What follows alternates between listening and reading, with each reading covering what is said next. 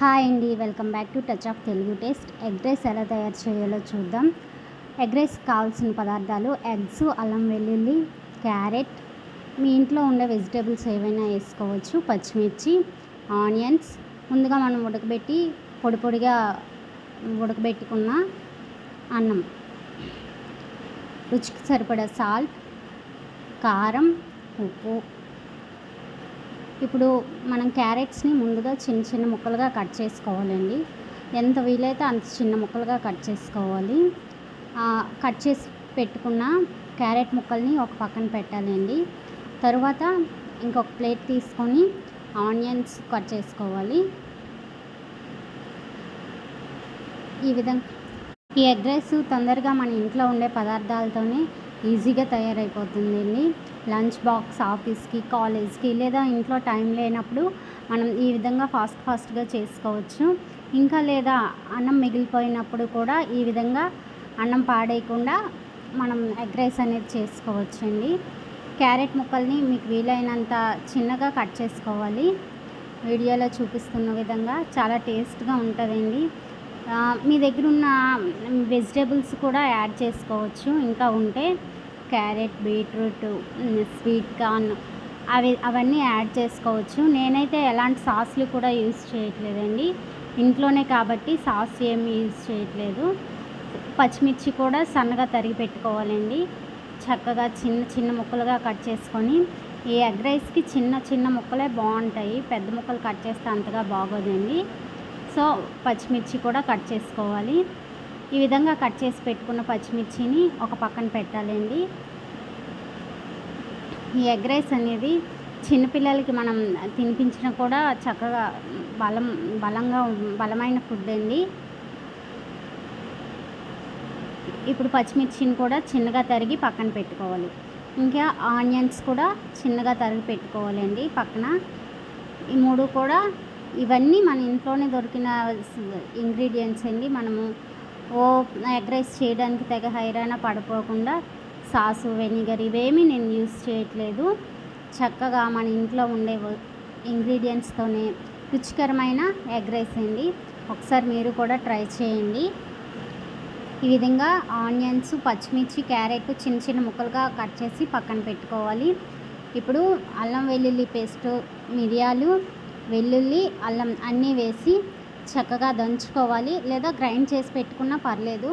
ఈ విధంగా దంచి వేయడం వలన ఎక్స్ట్రా టేస్ట్ యాడ్ అవుతుందండి. ఇంట్లో చిన్నపిల్లలు ఉన్నారు, సో నేనైతే గ్రైండర్ యూస్ చేయట్లేదు, ఈ విధంగా దంచి పెట్టుకుంటున్నాను. ఇంకా పాతకాలంలో అయితే నూరేవాళ్ళండి, ఇప్పుడంటే మిక్సీలు అవన్నీ వచ్చాయి. మీరు కూడా దంచి ఎవరైనా అల్లం వెల్లుల్లి వేస్తే కామెంట్ బాక్స్లో కామెంట్ చేయండి. మిరియాలు ముందుగా మనం దంచాలి. మిరియాలు వేసిన తర్వాత వెల్లుల్లి, ఆ తర్వాత అల్లం, ఒకదాని తర్వాత ఒకటి. ఎంత మెత్తగా చేస్తే అంత మెత్తగా మనం దంచి పెట్టుకోవాలండి. ఇప్పుడు స్టవ్ ఆన్ చేసి ప్యాన్ పెట్టి కొంచెం ఆయిల్ అనేది వేసుకోవాలండి. ఆయిల్ వేసుకున్నాక ఆ ఆయిల్ అనేది కొంతసేపు కాగనివ్వాలి. కాగనిచ్చి ఎగ్ అనేది ఈ ఆయిల్ అనేది వేగాక ఇప్పుడు మనం ఎగ్స్ అనేవి వేసుకోవాలండి. ఎగ్స్ వేసుకొని ఎక్కువసేపు ఫ్రై చేయకూడదు, గుర్తుంచుకోండి. ఎక్కువసేపు ఫ్రై చేయకూడదండి. ఎగ్స్ అనేవి స్మెల్ రాకుండా నేనైతే కొంచెం సాల్టు, కొంచెం పసుపు వేసుకున్నాను. ఇది మీకు ఇష్టం ఉంటే చేయొచ్చు, లేదా స్కిప్ చేయొచ్చు. ఇప్పుడు ఆ ఎగ్గుల్ని స్క్రమ్ చేసుకోవాలి. ఈ విధంగా చిన్న చిన్న ముక్కలుగా చేసుకోవాలి. అలాగని ఉక్కర్లా కాకుండా చిన్న చిన్న ముక్కలుగా చేసి చక్కగా ఎక్కువసేపు ఫ్రై అవ్వకూడదండి. ఒక 10 సెకండ్స్ 20 సెకండ్స్ ఫ్రై అయితే సరిపోతుంది.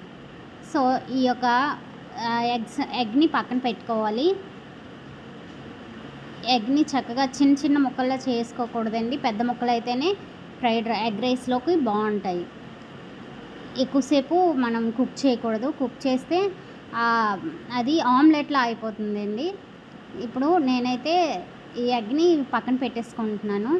ఇప్పుడు ఇదే ప్యాన్లో కొంచెం ఆయిల్ వేసి, ఇదే ప్యాన్ని మళ్ళీ ఆయిల్ వేసి అందులో క్యారెట్, ముందుగా మనం కట్ చేసి పెట్టుకున్న క్యారెట్, ఆనియన్స్, పచ్చిమిర్చి ఇవన్నీ వేసి ఇవన్నీ బాగా కుక్ అవ్వాలండి. మీ దగ్గర ఉంటే స్వీట్ కార్న్, బీట్రూట్ ఇంకేదైనా వెజిటేబుల్స్ ఉంటే బిర్యానీ బీన్స్ కూడా యాడ్ చేసుకోవచ్చు ఇందులో.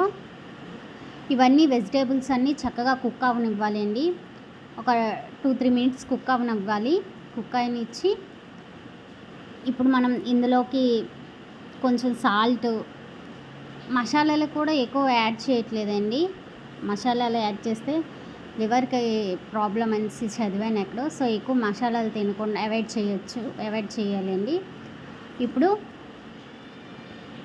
కొంచెం సాల్ట్ వేసి ఇదంతా వేగాక అల్లం వెల్లుల్లి పేస్ట్ వేసేయాలండి. ముందుగా మనం దంచి పెట్టుకున్న అల్లం వెల్లుల్లి పేస్ట్ వేసి కొంచెంసేపు వేగనివ్వాలి. ఆ ఆయిల్లోనే ఈ యొక్క వెజిటేబుల్స్ అన్నీ కుక్ అవ్వాలండి. కుక్ అయ్యాక ఇప్పుడు మనం ముందుగా పొడిగా ఉన్న అన్నాన్ని వేసుకోవాలి.